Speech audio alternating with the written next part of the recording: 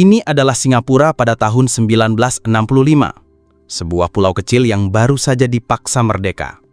Tanpa sumber daya alam, tanpa air bersih yang cukup, dan dikelilingi oleh negara-negara yang jauh lebih besar. Prospeknya suram. Dan ini adalah Singapura hari ini. Sebuah pusat keuangan global, salah satu pelabuhan tersibuk di dunia, sebuah kota metropolis yang menjadi iri banyak negara. Pertanyaannya, bagaimana sebuah titik kecil di peta tanpa modal apa-apa bisa melompat dari dunia ketiga ke dunia pertama hanya dalam satu generasi? Banyak yang menyebutnya keajaiban. Tapi ini bukanlah keajaiban. Ini adalah sebuah rencana, sebuah cetak biru yang dieksekusi dengan presisi luar biasa. Dalam video ini kita akan membongkar 3 pilar utama yang menjadi fondasi kesuksesan Singapura.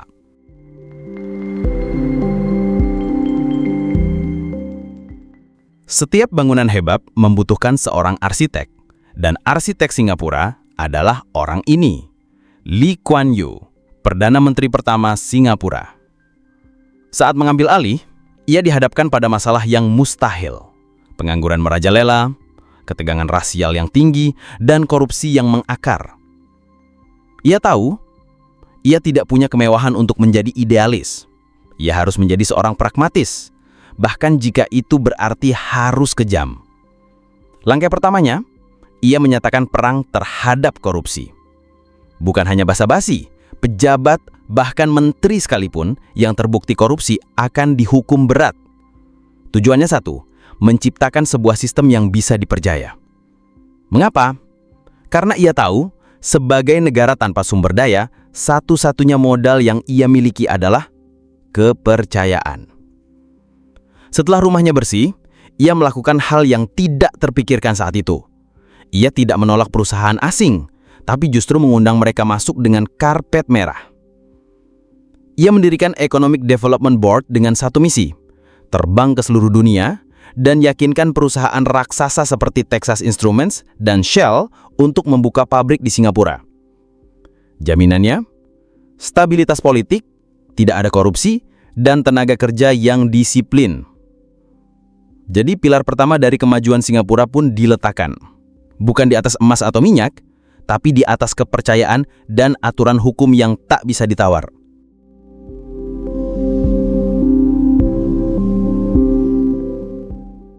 Singapura duduk tepat di mulut Selat Malaka. Ini bukan sekedar jalur pelayaran. Ini adalah jalan tol maritim tersibuk di planet ini. Hampir sepertiga dari seluruh perdagangan dunia lewat tepat di depan pintu mereka. Negara lain mungkin hanya akan duduk dan memungut pajak. Singapura berpikir lebih jauh. Mereka berkata, kita tidak hanya akan menjadi gerbang tol, tapi kita akan menjadi rest area terbaik, bengkel tercanggih, dan hotel termewah di jalan tol ini. Mereka berinvestasi gila-gilaan pada teknologi pelabuhan, direct otomatis, sistem logistik terkomputerisasi, dan waktu bongkar muat yang tercepat di dunia. Bagi sebuah kapal pengangkut raksasa, setiap jam yang dihemat berarti jutaan dolar, dan Singapura adalah tempat paling efisien untuk berlabuh. Ini menciptakan sebuah lingkaran setan yang positif. Semakin efisien pelabuhannya, semakin banyak kapal yang datang. Semakin banyak kapal, semakin banyak uang untuk diinvestasikan kembali ke pelabuhan. Mereka tidak hanya duduk di atas tambang emas, mereka membangun alat paling canggih di dunia untuk menambangnya. Pilar kedua pun berdiri kokoh, memanfaatkan geografi secara maksimal.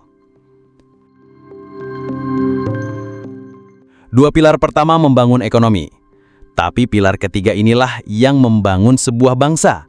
Dan ini adalah bagian yang paling radikal. Ingat, Singapura adalah campuran dari berbagai etnis, bahasa, dan agama yang dijejalkan di sebuah pulau kecil. Ini adalah resep sempurna untuk konflik. Pemerintah Singapura memutuskan mereka tidak akan membiarkan nasib menentukan harmoni. Mereka akan mendesainnya. Alat utama mereka, sesuatu yang terdengar biasa, perumahan publik. Lebih dari 80% warga Singapura tinggal di apartemen yang dibangun pemerintah ini, yang dikenal sebagai HDB.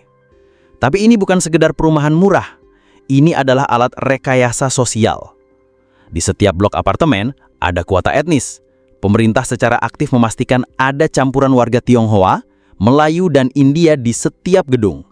Tujuannya untuk mencegah terbentuknya kantong-kantong etnis yang terisolasi.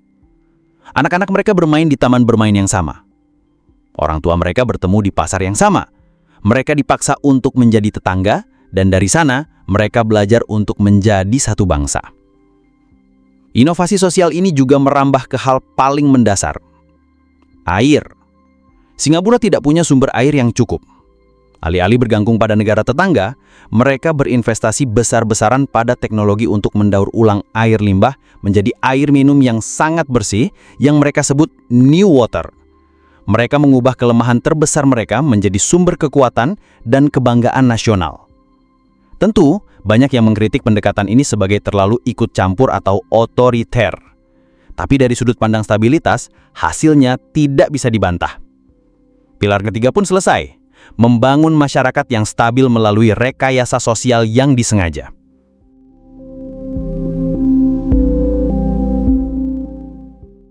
Jadi mengapa Singapura begitu maju? Bukan karena keajaiban, bukan karena keberuntungan. Singapura maju karena ia didesain untuk maju.